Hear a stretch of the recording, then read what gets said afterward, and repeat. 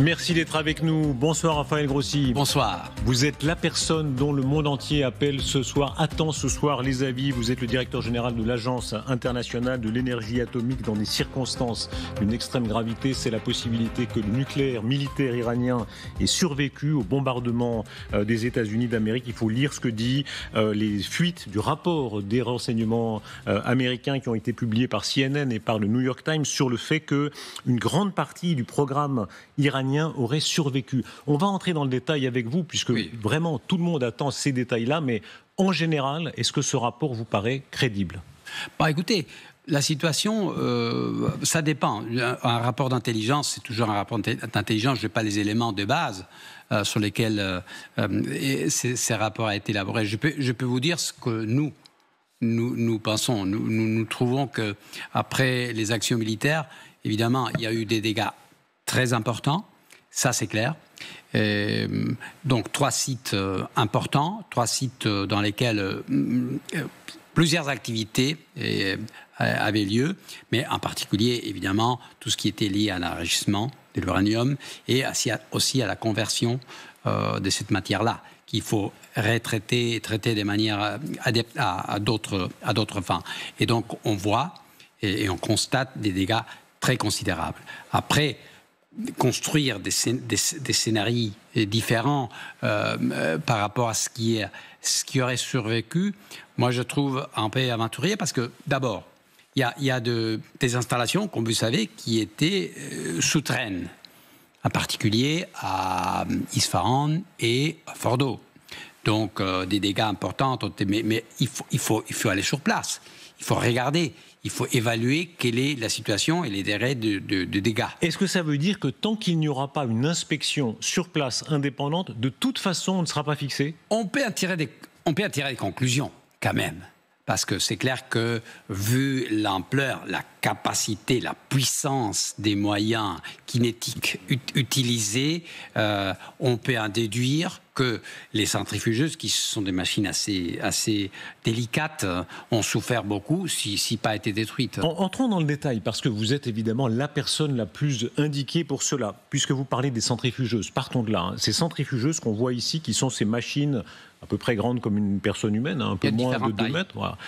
Est-ce que, quand la fuite du rapport dit il est possible que certaines de ces centrifugeuses aient survécu ou aient été déplacées, qu'en dites-vous ? On ne peut pas exclure, ce sont des hypothèses, Messieurs Rochepin. Ce sont des hypothèses.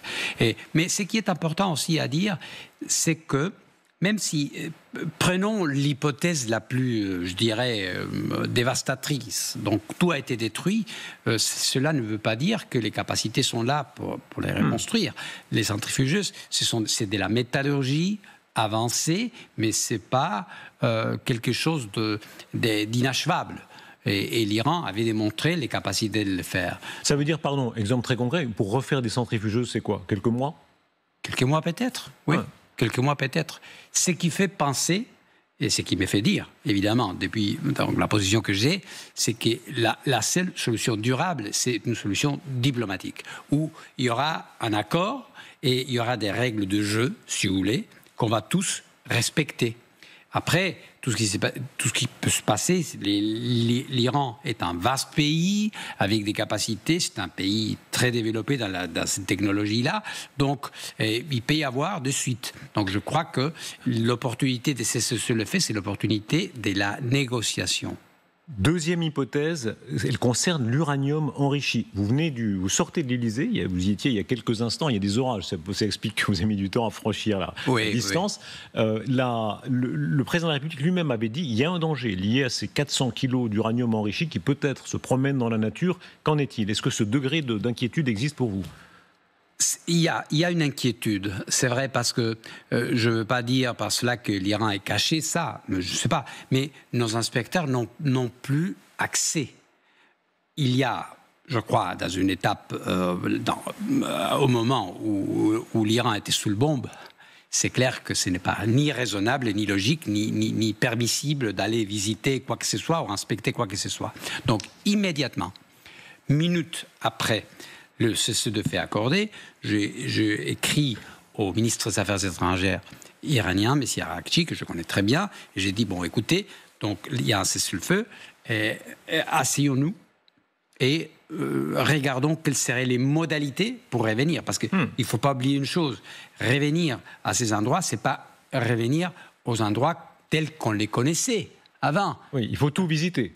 Il faut tout visiter, mais surtout, il y a des ruines, il y a des choses, c'est vraiment des décombres. Vous vous dites, pardon, que vous avez écrit à M. Araghchi, donc c'est le ministre des Affaires étrangères d'Iran, est-ce qu'il vous a répondu? Pas encore. Le Parlement, lui, vous a répondu, et vous claque un peu la porte au nez, vous avez vu ça, hein, le Parlement iranien qui dit, je les cite, l'AIEA qui a refusé de condamner, ne serait-ce qu'un peu, l'attaque contre les installations nucléaires iraniennes, a compromis sa crédibilité internationale. Alors, il y a plusieurs pouvoirs en Iran, c'est compliqué, mais ça, c'est le Parlement iranien qui s'exprime. Qu'est-ce que vous lui répondez? Moi, je réponds qu'il y a des obligations internationales. Tant que l'Iran restera partie du traité de non-prolifération, ce n'est pas une histoire de crédibilité ou pas de crédibilité, ou c'est que l'AIEA ou moi-même aurait dit à propos de cette crise. Donc l'Iran fait partie du traité de non-prolifération, il y a des obligations, ce n'est pas à la carte. Donc ils doivent redonner accès. On le fait avec du respect, on dit, asseyons-nous, on sait que la situation est difficile, regardons comment réengager. Est-ce que vous êtes prêt? Est-ce que demain matin, s'il donne le feu vert, vous-même, vos enquêteurs, pouvez prendre l'avion, partir de Vienne pour Téhéran? Évidemment, c'est notre travail. Vous êtes prêt demain matin? Mais absolument, il faut le faire. Il faut qu'on puisse... Il y a beaucoup de choses qui se disent, il y a des mots durs à mon égard et à l'égard de l'agence, mais je crois qu'on doit avoir la sagesse et le courage de l'engagement. Il faut le faire.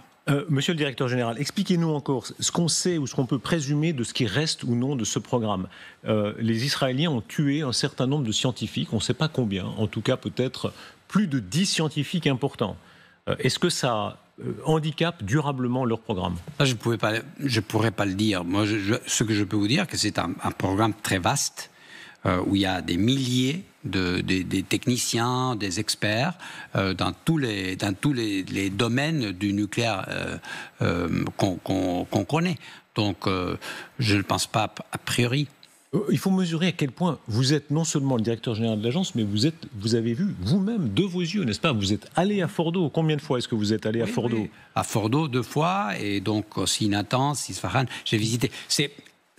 Ma visite est importante institutionnellement. Bien sûr, mais sur le plan des inspections, nos inspecteurs sont là tout le temps. Mais comprenez, pardon, pour celles et ceux qui nous écoutent, c'est très important que vous nous aidiez, pardon, de vous attirer même dans quelque chose de très formel, mais là on a les plans de la Fordo. Comment c'est Fordo? Dites-nous simplement. Fordo, c'est une installation très sophistiquée. Une installation souterraine où il y avait plusieurs activités. Mais surtout, les plus importants, c'est tout ce qui était lié à l'enrichissement. Et il ne faut pas oublier une chose. Le fait d'avoir cette installation souterraine est dû au fait que l'Iran avait déjà subi en 2021, je crois, du sabotage. Ce n'était pas une époque des guerres ouvertes, si vous voulez, mais il y avait eu du sabotage à Natanz, qui est autre installation qui a souffert beaucoup. Et donc, ils sont dit, à cette époque-là, l'ancien président de l'agence iranienne de l'énergie atomique avait dit, on va enterrer dans les montagnes nos capacités les plus stratégiques. Et c'est un site immense. On a l'impression, quand on voit les simulations, qu'il y a des routes souterraines. C'est pas... Oui, vous allez... Moi, j'ai fait à pied. Il me montrer la distance. Mais normalement, c'est en voiture que vous descendez. Imaginez, pour le téléspectateur, imaginez un parking souterrain, que vous descendez, etc. Ouais. Imaginez ça. C'est ça, c'est aussi immense que ça. C'est aussi immense que ça. Mais je pense que les images le démontrent. Et on comprend en vous écoutant que les destructions sont compliquées. C'est-à-dire, c'est comme plusieurs parkings souterrains, donc une bombe qui tombe à un endroit... Est-ce qu'elle détruit tout? Il y a une marge d'incertitude. Je ne suis pas un expert militaire et je ne suis pas adepte à des évaluations de dégâts faites, mais c'est clair qu'avec donc ce type de munitions, des pénétrations, les dégâts sont importants. Ils ne peuvent pas ne pas être très importants. Donc il y a de toute façon une partie du potentiel qui est détruit selon vous? Sans doute. Sans doute. Et les dégâts sont très importants. La dernière fois que vos équipes ont pu être présentes physiquement à Fordo, quand était-ce? C'est ironique, mais c'était la veille du commencement des activités militaires. Je crois qu'on a fait notre dernière visite les 10 ou les 11 juin. Ah oui, donc c'est tout récent. C'est tout récent. Et à ce moment-là, est-ce que vous aviez le sentiment qu'il y avait une activité particulière, par exemple, pour enlever des produits ? Non. On n'a rien vu de cette activité. C'est une information très importante. Pardon. Si je vous comprends bien, ça veut dire que le 10 ou 11 juin, le site fonctionnait. Tout fonctionnait. Mais il ne faut pas oublier une chose. La plupart de ces matériels n'étaient pas à Fordo, mais à Isfahan. Isfahan. Et n'oubliez pas non plus que dans la séquence des attaques, Fordo a été les derniers. Ils ont commencé par Natanz, après Isfahan, et donc Fordo et Kondab et d'autres. Et pour aller jusqu'au bout dans le détail, est-ce qu'à Isfahan et à Natanz, vous avez pu aussi visiter juste avant les bombardements ? Oui. Et là, est-ce que l'activité était normale, si j'ose dire ? L'activité était normale et notre présence était normale, elle aussi. Donc, ça veut dire, c'est très intéressant, ce que vous donnez comme information, c'est qu'a priori, ils n'avaient pas retiré les centrifugeuses, ou retiré, en tout cas à ce moment-là. À partir du moment de la dernière visite, on a perdu la visibilité. Mais c'est récent. C'est très 11 ou 12 jours. récent, mais quand même pendant les hostilités, il y a des choses qui nous échappent, qui nous auraient pu échapper. Je ne veux pas spéculer trop. C'est pas convenable, surtout venant de moi. Bien sûr, ça va de soi. Le faire. Mais ça nous aide quand même à bien comprendre. Est-ce que, pardon, une question un peu très technique, est-ce qu'en quelques jours, on peut enlever des centrifugeuses, enlever le matériel ? Non. Une chose, c'est les équipements, les centrifugeuses. Ça, non.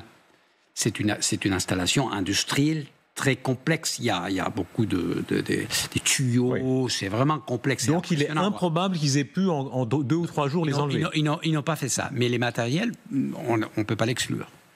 Est-ce que vous avez, vous, une hypothèse ? Le monde entier s'est arraché les yeux pour essayer de comprendre cette image, cette file de camions en file indienne qui sortait, et on est là sur le site de Fordo, et c'est un peu plus tard, c'est après vos inspections le 19 juin. Est-ce que pour vous, il y a des hypothèses à partir de ça ? Rien n'est à exclure. Moi, je dis donc des camions, etc. Ça pourrait être du matériel, ça pourrait être des équipements. Il ne faut pas oublier que les centrifugeuses, c'est monte. Il peut s'agir de pièces détachées. Il y a beaucoup de choses. Raphaël Grossi, vous savez que la question a été tellement débattue depuis quelques jours et quelques semaines, au dernier moment des inspections que vous avez menées, est-ce que oui ou non, les Iraniens étaient prêts de pouvoir assembler une bombe nucléaire ? On a tout entendu, on a entendu 6 mois, 3 mois, 2 ans, et vous savez que c'est un débat très large dans le monde entier. Votre conviction à vous, quelle est-elle ? Écoutez, d'abord, cette histoire des chronologies. Donc on a des expériences assez dramatiques dans l'histoire récente. Et surtout pour ce qui concerne les armes de destruction massive. Vous vous rappelez, 45 minutes, des choses qu'on disait à l'époque de l'Irak. L'Irak. Donc moi je ne suis pas très adepte à cela. C'est clair qu'il faut faire une distinction très importante. Avoir le matériel nucléaire, c'est évidemment important, et c'est pour cela qu'il y avait tellement d'inquiétudes, je dirais, au plan international, parce que seulement les pays qui ont l'armement nucléaire, qui enrichit à ces niveaux-là, et puis là-dessus. Mais 60%, c'est beaucoup, et c'était une quantité énorme. Et ça continuait.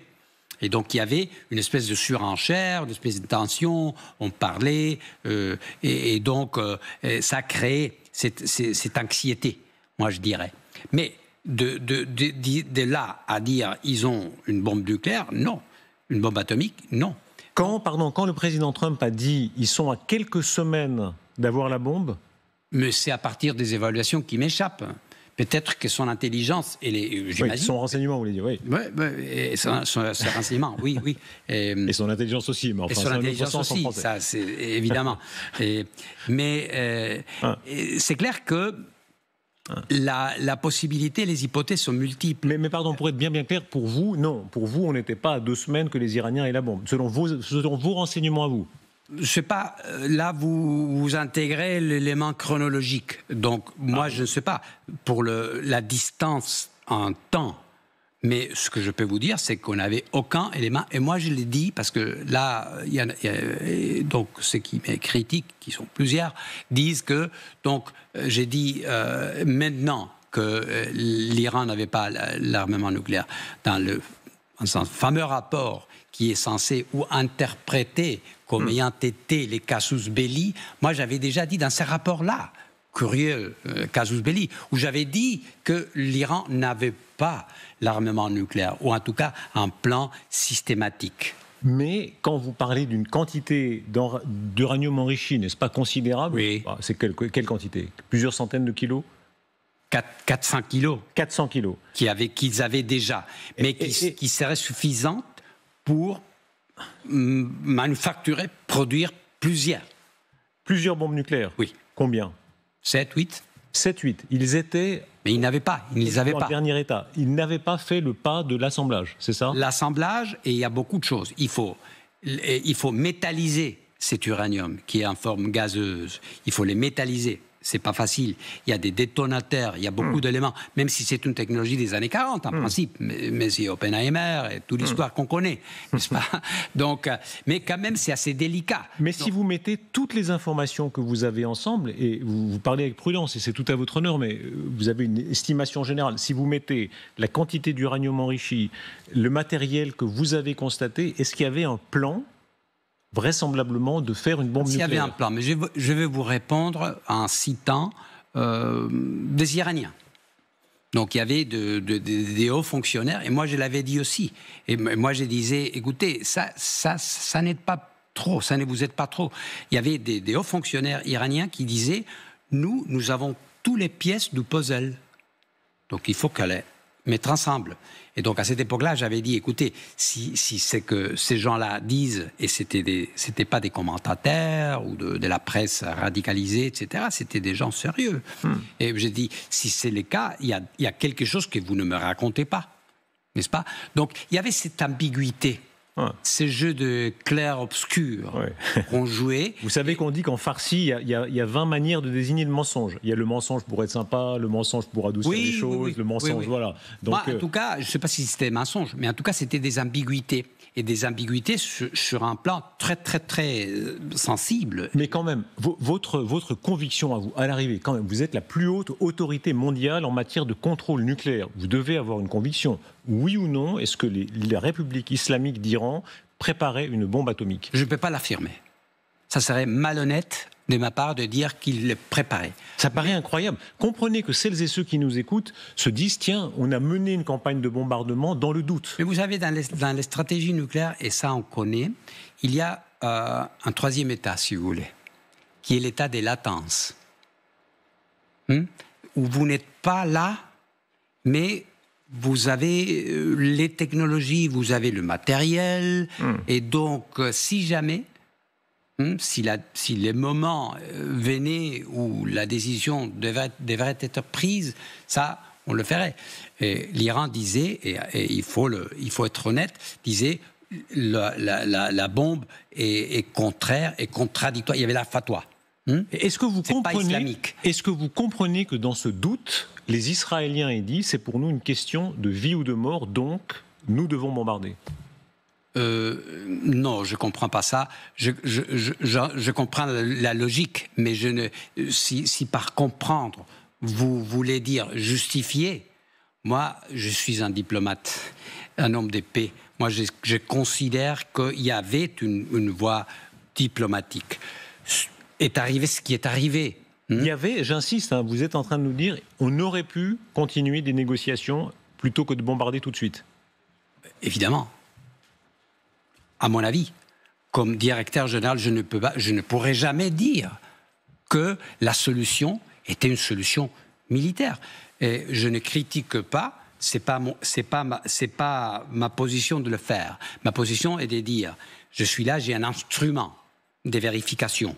Avec un instrument de vérification robuste, je peux garantir que l'Iran n'aura pas l'armement nucléaire. Mais jusqu'au jour du déclenchement des activités militaires, l'Iran, et je le disais ouvertement, ne coopérait pas de la manière nécessaire. Vous aviez, n'est-ce pas, des caméras, même non seulement vous êtes allé à Fordo, à Natanz, à Ispahan, vos équipes sont allées aussi, mais vous aviez même là des caméras qui filmaient. Jusqu'à quand?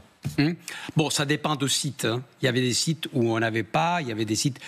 À Fordo, vous en aviez ? Oui, on avait. Mais la question, c'est de dire que on avait perdu pas mal de visibilité au moment où les fameux GCPO, qu'on n'a pas mentionné, les fameux accords qui existaient avant, avaient été laissés de côté, parce que cet accord-là nous donnait beaucoup d'accès, etc. Donc, moi, j'essaye de travailler avec les conditions que j'ai. Écoutez, s'il vous plaît, parce qu'il y a la question, on l'évoquait sur ce plateau, il y avait l'ancien ministre israélien qui parlait de la bombe israélienne. Et vous allez goûter la séquence qui suit, puisqu'il disait, bah oui, je ne peux pas vraiment le dire, mais oui, Israël a la bombe. J'aimerais que vous réagissiez à cela, puisque dans la région, en termes de capacité nucléaire, c'est très intéressant d'entendre aussi ça. Non. C'est pas un grand secret. Israël possède un projet nucléaire depuis des années, depuis des décennies. Mais Israël, il faut dire, Israël n'a jamais menacé aucun pays de le rayer de la carte du monde, comme l'Iran a fait assez souvent vis-à-vis d'Israël. Donc, c'est pour cela que le nucléaire iranien représentait une vraie menace pour Israël. Et voilà. Et donc, maintenant, s'il y a un accord qui assure que les Iraniens restent dans l'enrichissement faible de l'uranium pour des fins énergétiques, etc., ça peut être satisfaisant pour Israël. Donc le but est atteint. Raphaël Grossi, tout ne se vaut pas, évidemment.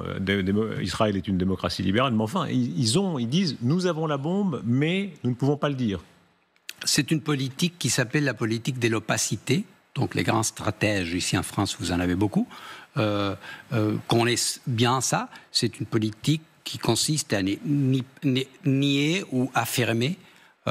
Donc c'est une politique basée sur les principes que Israël ne sera pas les premiers à introduire l'arme nucléaire au Moyen-Orient. On ne sait pas bien ce que ça veut dire. Mais ça veut dire, en termes de traité, ils peuvent avoir la bombe ?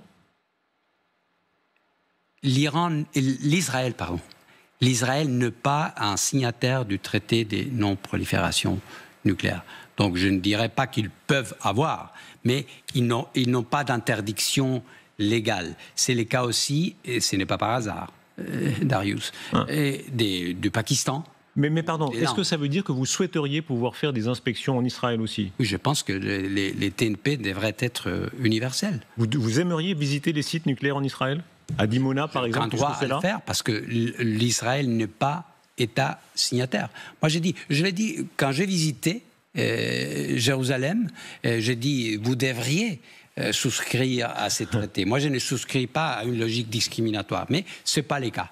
Raphaël Grossi, un regard encore plus large. Regardez la carte, les puissances nucléaires. Nous vivons dans un monde très dangereux. Il y a une archive formidable de Nixon qui dit le grand risque, c'est les petites puissances nucléaires. Ce ne serait pas le grand équilibre de la terreur. Il y avait les 5 grands historiques, mais il y a maintenant l'Inde, le Pakistan, la Corée du Nord, peut-être demain l'Iran, peut-être déjà Israël. Est-ce que ça vous inquiète ? Est-ce que nous entrons dans un âge nucléaire encore plus dangereux ? Excellent point. Pourquoi ?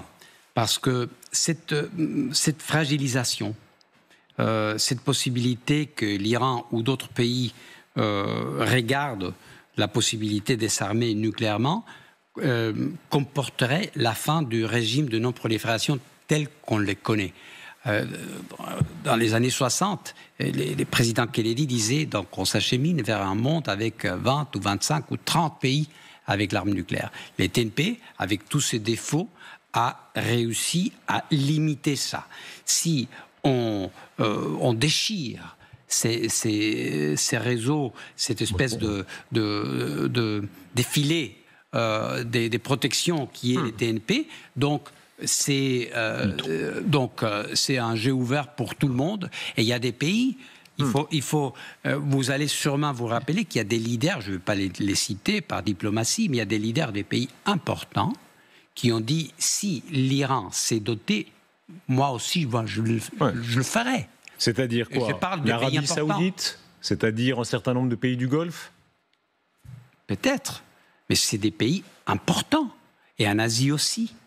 Donc des pays que jusqu'à là se sont dit non, on joue le jeu, on est protégé, donc les parapluies nucléaires, il y a tout ça. Est-ce qu'il y a une angoisse personnelle? Vous êtes l'homme sur Terre qui a visité le plus d'installations nucléaires militaires potentielles avec un degré de danger considérable. Vous êtes un peu plus âgé que moi de la génération de la guerre de la planète des singes. Vous vous rappelez à la fin où Charlton Heston arrive et il est sur la plage et on voit la Statue de la Liberté. Ils ont dit, ils l'ont fait. Ça, scène terrifiante. Est-ce que vous restez dans cette idée que l'âge nucléaire peut-être risque de mal finir? Non, le risque il est là, mais je crois qu'on s'est doté des instruments pour l'éviter.